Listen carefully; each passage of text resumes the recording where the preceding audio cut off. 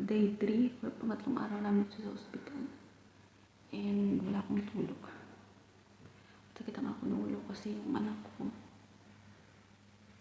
dinala siya dito ng nurse para mag-alaga. Tapos yung nakikita yung flower sa likod is dinala yan ng aking ugangan na babae kasi kakauwi lang niya. At dahil nga bawal yung may kasama dito, kaya nagbisita lang sila. And today is another visiting hours, 20 minutes lang yung visiting hours dito. Sakit ang tahi ko. Then yung aking anak is pa rin pala kasi umaga. Kapapalit ko lang sa kanya ng diaper.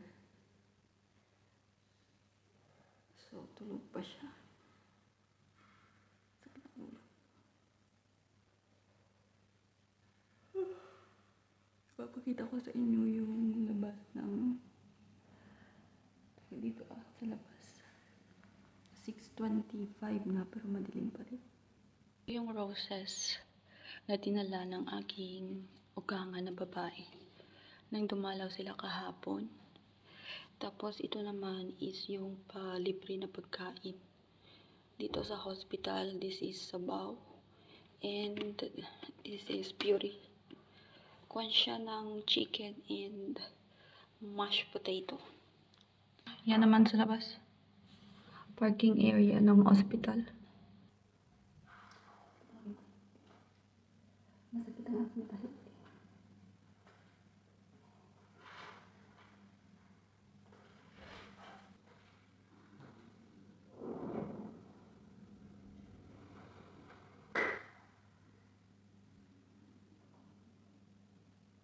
Meron din palang maliit na frigidaire dito sa loob ng aming room, which is pwede ka dyang maglagay ng pagkain.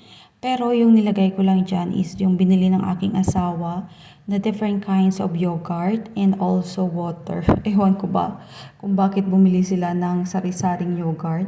Pero yan lang kasi ang pwede kong kainin for now. Binigyan na pala ako ng bagong damit dito sa hospital. And it's good. Kasi yung mga dinala kong damit, kaling sa bahay namin hindi ko nagamit. Kasi meron hospital clothes. And yung anak ko is natutulog. Ayaw niya ng maingay. Tapos ko lang kumain, pero hindi ako dito kumain sa may room namin. Doon ako kumain sa may canteen. Meron pa sila ditong pa-canteen.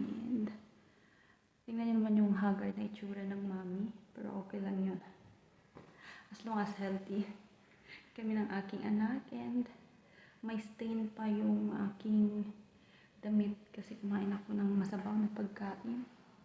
And the weather is a good afar. Yung flower na galing sa biyanan ko nandyan. Still blooming pa rin. Hopefully hanggang sa paglabas namin ng aking anak is blooming na blooming pa rin yung flowers para dalhin namin sa bahay. Ayaw naman ako ng maingay. Gusto niya ng tahimik ng buhay.